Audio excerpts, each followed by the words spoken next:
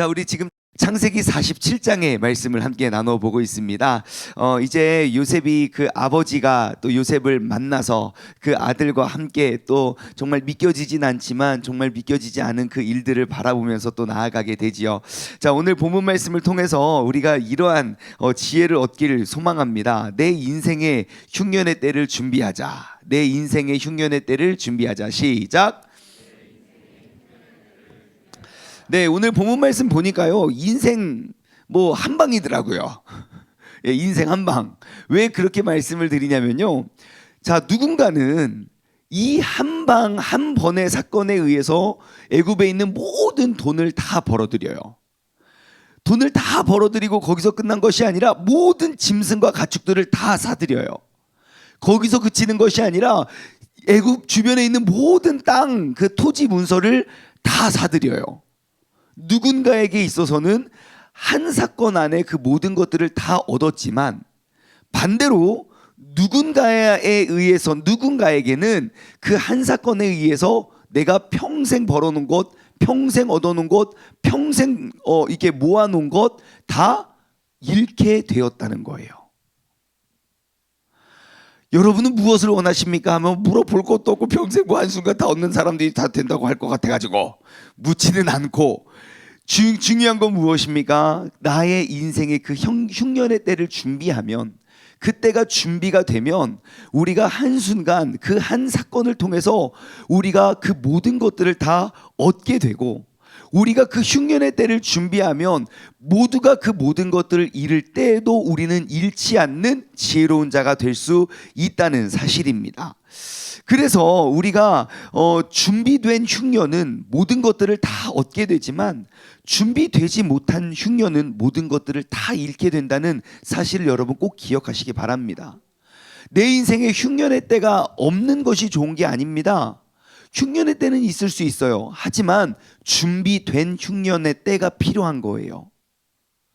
모두에게 주어진 똑같은 흉년의 때이지만, 준비된 흉년의 때는 그 모든 것들을 다 얻게 되지만, 준비되지 못한 흉년의 때는 모든 것들은 다 잃게 된다. 한번 해볼까요? 준비된 흉년은 모든 것을 다 얻지만 준비되지 못한 흉년은 모든 것을 다 잃는다. 시작. 준비된 흉년은 모든 것을 다 얻게 되지만 준비되지 못한 흉년은 모든 것을 다 잃게 된다. 새벽에 이렇게 지혜로우십니까? 저도 헷갈리는데 너무너무 잘하십니다. 자, 그래서 우리는 그 흉년의 때를 우리가 어떻게 준비하면 좋은지 오늘 말씀을 통해서 우리가 4가지를 한번 살펴보길 원합니다. 첫 번째, 자, 하나님의 계획을 알아차리기입니다. 뭐 하라고요? 하나님의 계획을 알아차리는 것이 우리가 그 흉년의 때를 준비할 수 있는 지혜입니다. 여러분, 때를 아는 것이 바로 그게 축복입니다. 예, 흉년이 안 와서 복을 받은 게 아니에요. 흉년의 때를 알았기 때문에 복을 받은 거예요. 인생은 고스톱이래요. 네, 고 할 때를 알고 스톱할 때를 알아야죠. 예? 좋다고 내가 다 따먹었다고 뭐 스톱할 줄 몰라고 투고 쓰리고 딱 가면 피박 다 광박에 피박에 이거 다 뒤집어집니다. 예, 그래서 항상 우리의 인생은 뭐 이게 뭐 부동산도 마찬가지죠. 팔아야 할 때 요즘 주식도 많이 하시죠. 주식도 마찬가지죠. 사야 할 때를 알고 팔아야 할 때를 알면 잘한다. 예, 땅도 마찬가지죠. 사야 할 때를 알고 팔아야 할 때를 알고. 제가 옛날에 굉장히 재미있게 봤던 영화의 한 대사가 떠오르더라고요. 아무튼 그분은 막 돈을 도박을 해서 돈을 잘 버시는 타짜예요, 타짜. 그런 이 대한민국 팔도를 유람하면서 돈을 다 버시는 분이 왜 이런 집 사십니까? 그러니까 그 사람이 하는 대사예요. 참나, 내가 땅만 사면 거기만 땅값이 떨어져. 주변은 다 오르고 거기만 떨어진대요. 다 때를 아는 거거든요. 하지만 여러분 꼭 기억하십시오. 우리가 그 세상에서 얻어지는 그러한 때를 얻어서 세상에 관심을 두고 세상에 욕심을 두어서 그 때에 맞게 우리가 사고팔고 다 해서 열심히 쌓아봤자 하나님의 그때 그 한순간 모든 것들을 잃어버릴 수 있게 된다는 거예요. 우리가 이 요셉의 사건을 통해서 얻어야 할 귀한 지혜가 무엇인지 아십니까? 그 하나님의 때를 우리가 알고 기억하자는 거예요. 여러분, 우리의 인생에 내가 얻고 누릴 때와 잃고 놓칠 때, 그거는 언제인지 확실하지 않아요. 나의 인생에 그러한 때가 오게 될지 안 오게 될지는 몰라요. 하지만 우리 모두에게 있어서 동일하게 주어지는 가장 확실한 때는 어떠한 때입니까? 내가 죽음의 때예요. 주님 앞에 서게 되는 그 때예요. 여러분, 우리가 그 확실한 때를 위해서 우리는 준비해 나아가야 된다는 거예요. 우리가 많은 것들을 얻어도 흉년 한순간에 모든 것들을 다 잃어버린다니까요. 그렇게 한순간에 모든 것들을 잃어버리기 위해서, 반대로 요셉, 그럼 한순간에 모든 걸 다 얻으면 되지요. 그러면 그것이 나에게 행복을 가져다 주느냐는 거예요. 절대 그렇지 않습니다. 세상의 것들은. 그렇기 때문에 우리가 이 아침에 얻어야 할 우리의 지혜는 그 하나님의 계획, 하나님께서 나를 이 땅에 보내신 그 목적, 하나님께서 나를 2022년도에 우리 세종 중문교회를 통하여 나에게 신앙생활을 이렇게 유지할 수 있는 그 하나님의 계획과 하나님의 때를, 하나님의 뜻을 우리가 알고 묻고 나아가는 것이 우리 인생의 가장 소중한 선물임을 여러분 기억하시기 바랍니다. 우리의 신앙생활은 어떠한 특정한 시간과 장소에 그냥 단지 오가는 것이 전부가 아닙니다. 우리가 그것을 통해서 하나님의 뜻과 하나님의 계획을 알아차리는 것이 중요해요. 하나님께서 우리에게 맡겨주신, 또 나를 부르신 그 소명과 사명을 발견해 가는 것이 우리의 신앙생활의 목적이 되어야 하는 줄 믿습니다. 여러분, 한번 생각해 보세요. 하나님께서는 사랑하는 그의 자녀들에게, 사랑하는 그의 백성들에게 자신의 계획을 숨기고 에게 너 그거 몰랐냐 하시는 분일까요? 아니면 계속 알려주길 원하실까요? 당연하죠. 하나님은 우리에게 끊임없이 알려주길 원하시겠죠. 앞으로 충만아 앞으로 이런 것이 우리의 계획이야. 충만아 앞으로 이런 것들을 하고 싶어. 충만아 넌 이런 것들을 왜 준비하지 않니? 충만아 여러분들의 이름을 매일 부르시고 계신다고요. 언제까지요? 우리가 알아들을 때까지요. 우리가 깨닫지 못하고 알아듣지 못하면 하나님이 다음으로 넘어갈 수 없어요. 말씀 한번 찾아볼까요? 요한복음 15장 14절과 15절에는 이렇게 기록되어 있어요. 요한복음 15장 14절 15절, 하나님이 우리와의 관계를 완전히 이렇게 바꾸어 주시는 그러한 대목인데요. 보십시오. 너희는 내가 명하는 대로 행하면 곧 나의 친구라. 자, 친구래요. 내가 명하는 대로 행하는 사람, 그러니까 하나님의 말씀대로 살아가는 사람은 나의 친구가 된대요. 자, 이제부터 너희를 종이라 하지 아니하리라. 종은 주인이 하는 것을 알지 못함이라 너희를 친구라 하였노니 내가 내 아버지께 들은 것을 다 너희에게 알게 하였음이니라. 우리는 하나님의 종으로서, 우리는 그 종으로서의 역할을 감당하는 사람이지만, 우리는 단지 이 거시기 종과는 달라요. 왜요? 아버지 하나님의 뜻을 우리가 알길 원하고 우리에게 알려주길 원하시기 때문이에요. 그렇기 때문에 우리가 항상 주님의 뜻을 알고 주님의 뜻을 묻는 것이지요. 자, 그러면 우리가 어떻게 그 주님의 계획을 알아차릴 수 있습니까? 간단합니다. 하나님과의 바른 관계를 가지면 됩니다. 친한 사람과 안 친한 사람 무엇으로 알 수 있습니까? 그와의 관계를 보면 알 수 있어요. 하나님의 마음을 헤아리는 사람, 하나님의 뜻과 계획을 알고 준비하는 사람, 그것이 올 한 해 동안 우리가 줄창 외치는 구호 아니겠습니까? 뭐예요? 친밀함. 우리가 도대체 신앙생활을 몇 년을 더 해야 우리가 하나님의 마음을 헤아리고 하나님과 친밀해진다고 우리가 소개를 할 수 있겠습니까? 여러분, 오늘 하루를 살아가면서도 우리가 항상 주님과의 친밀함을 위해서 우리가 기도했으면 좋겠어요. 하나님, 나를 이 땅에 보내신 목적은 무엇이며 오늘 하루를 나에게 선물로 주신 주님의 계획은 무엇입니까? 내가 이 상황 속에서 어떻게 행동해야 되고, 내가 이 상황 속에서 무슨 말을 해야 하며, 내가 어떻게 해야 될지 주님 내게 알려주세요. 우리가 그냥 내가 하고 싶은 나의 본능대로 다 하고 하나님 빨리 수습해 주세요가 아니라, 우리가 말과 행동을 하기 전에 먼저 주님의 계획을 알고 행하는 것, 그것이 바로 흉년의 때에 풍년을 누릴 수 있는 지혜가 되는 줄 믿습니다. 자, 두 번째 우리가 깨달아야 할 지혜는요, 일상생활 속에서 흉년을 준비하기예요.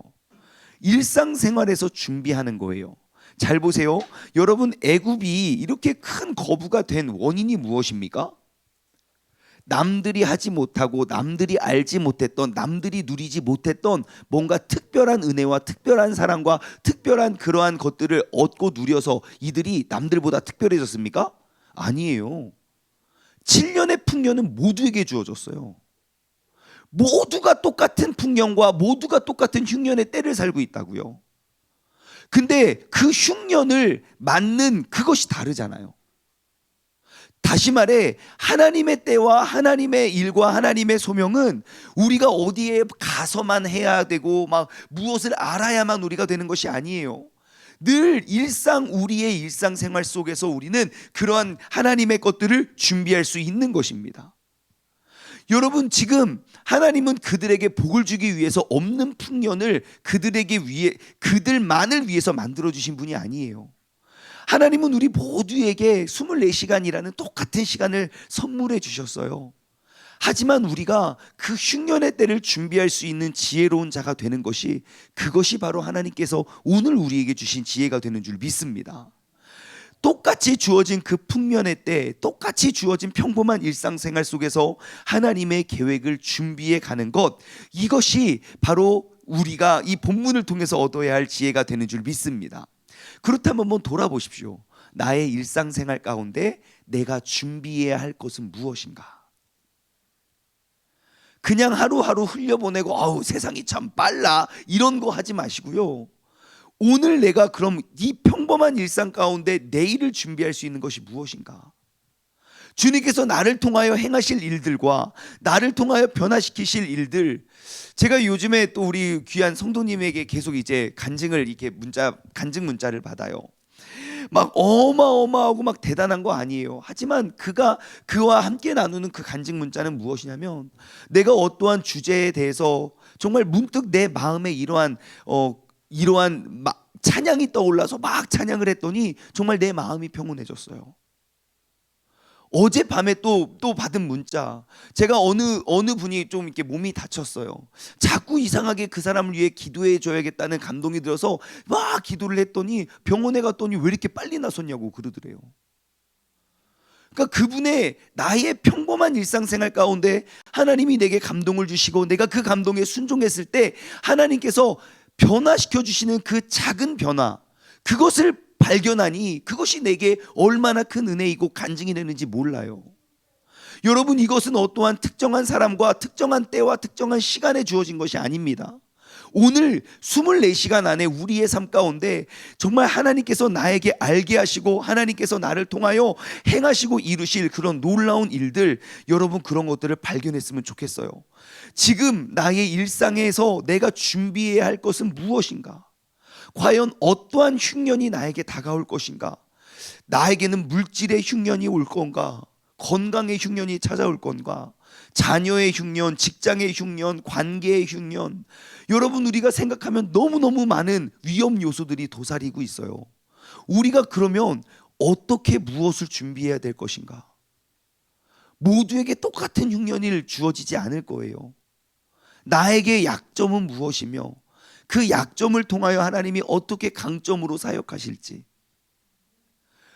그 약한 고센의 땅을 통하여 하나님의 민족을 이루어내는 그러한 역사가 이루어진 것처럼 우리가 주님께 늘 묻고 우리가 나에게 주어진 이 평범한 일상생활 속에 우리가 계속 끊임없이 하나님의 역사와 하나님의 뜻을 준비해 갈 수 있는 저와 여러분 되기를 주님의 이름으로 소망합니다.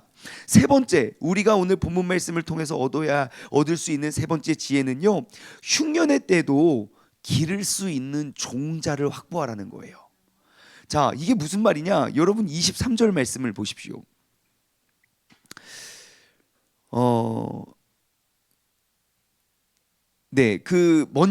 먼저 19절 말씀을 먼저 볼게요. 자, 아무튼 그 사람들이 오늘 본문 말씀 내용을 요약하면요, 돈으로 먹을 걸 다 샀어요. 근데 먹을 것이 없고 내가 죽게 생겼네. 돈도 없어요. 그러면 어떻게 합니까? 야, 그럼 가축, 그 재산을 다 팔았어요. 내가 여태까지 모았던 명예, 재산 이런 걸 다 팔았어요. 그러고 먹을 걸 샀어요. 근데 그거 재산도 다 까먹었는데 내가 죽게 생겼네요. 이거 어떡하나 했더니 그들이 갖고 있던 몸과 토지, 내가 이 몸과 토지를 갖고 죽는 게 무슨 소용이 있냐, 그거를 다 갖다 주고, 그러면서 19절, 우리가 어찌 우리의 토지와 함께 주의 목전에서 죽으리까?